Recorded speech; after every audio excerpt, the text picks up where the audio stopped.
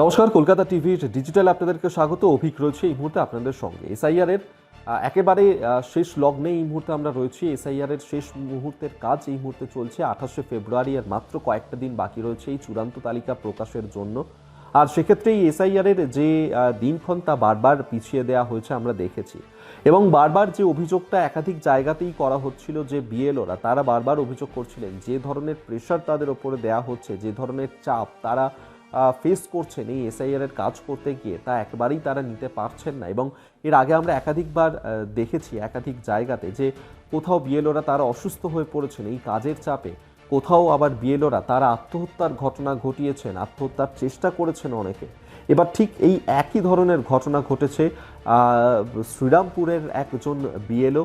তিনি এসআইআর এর কাজের চাপ সহ্য করতে না পেরে আত্মহত্যার চেষ্টা করলেন এবং মাঝ গঙ্গাতে ঝাঁপ দিয়েছেন। হ্যাঁ, এই ঘটনাই ঘটেছে, যেখানে লঞ্চে করে তিনি যাচ্ছিলেন এবং সেই লঞ্চে যাওয়ার সময় হঠাৎ করে তার যে ব্যাগ ছিল, ব্যাগে এসআইআর এর একাধিক নথি ছিল, সেটি তিনি রেখে দেন। তার যা মোবাইল ফোন ছিল সেই মোবাইল ফোন রেখে দেন এবং তারপর হঠাৎ করে তিনি গঙ্গার মধ্যে ঝাঁপ দিয়ে আত্মহত্যার চেষ্টা করেন।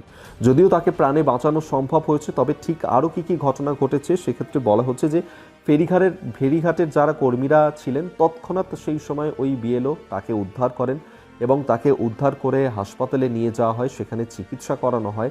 আপাতত কিছুটা হলেও স্বাভাবিক রয়েছেন তিনি। এক্ষেত্রে ওই বিএলও যিনি একজন শিক্ষক, তিনি অর্থাৎ মোহাম্মদ কায়ামুদ্দিন, তিনি এই দাবি করছেন, বলছেন যে রাজ্যে এই যে এসআইআর এর চলছে সেই এসআইআর এর কাজের চাপ তিনি নিতে পারছেন না, সামলাতে পারছেন না, এবং তাই তিনি এই পদক্ষেপ করছেন। এবং শ্রীরামপুর থানার পুলিশ সেই সময় আসে, তাকে হাসপাতালে সেখান থেকে উদ্ধার করে নিয়ে যায়। এবং তিনি বলছেন যে এই যে কাজের চাপ তাকে দেয়া হচ্ছে, ডিজিটালাইজেশনের করার যে কথা বলা হচ্ছে, তিনি একেবারেই সেই বিষয়ে জানেন না এবং তিনি এই বিষয়টা নিয়ে নির্বাচন কমিশনের দ্বারস্থ হয়েছিলেন, তাদেরকে জানিয়েছিলেন, কিন্তু নির্বাচন কমিশনের তরফ থেকেও কোনো রকম কোনো সহায়তা তিনি পাননি, কোনো সাহায্য পাননি।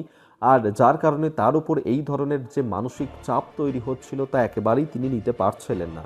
এবং শনিবার সকালবেলায় হুগলির শ্রীরামপুরের যে ফেরিঘাট সেখান থেকেই একটি লঞ্চে তিনি ওঠেন এবং বেলা 11:30 নাগাদ তিনি সেই লঞ্চ থেকে হঠাৎ করেই ঝাঁপ দেন এবং তাকে জিজ্ঞাসাবাদ করে যেমনটা জানা যাচ্ছে যে তিনি একজন স্কুলের ভারপ্রাপ্ত প্রধান শিক্ষক এবং বিএলও হিসেবে কাজ করছেন। তার বুথে যে ভোটার রয়েছে সেটা হলো 1245 জন ভোটার রয়েছে। এবং সেক্ষেত্রে ওই শিক্ষকের দাবি যে তিনি নথি ডিজিটালাইজেশন করতে জানেন না, পারছেন না, কিন্তু নির্বাচন কমিশনের তরফ থেকেও তাকে কোনো সহায়তা করা হচ্ছে না। সেক্ষেত্রে শেষমেশ তিনি কি করবেন ভেবে না পেয়ে এই পদক্ষেপ তিনি নিতে যান এবং আত্মহত্যার মতন একটা পথ বেছে নেন। বারবার এই জায়গাতেই প্রশ্ন উঠছে যে তাহলে নির্বাচন কমিশন ঠিক কী করছে, কারণ নির্বাচন কমিশন কোনো রকম সহায়তা করছে না। এসআইআর এর কাজ শেষ পর্বে এলেও একের পর এক নির্দেশিকা নির্বাচন কমিশনের তরফ থেকে জারি করা হচ্ছে এবং বিএলওরা তারাও কিন্তু এখনো পর্যন্ত এই ধরনের চাপের মুখে পড়ছেন।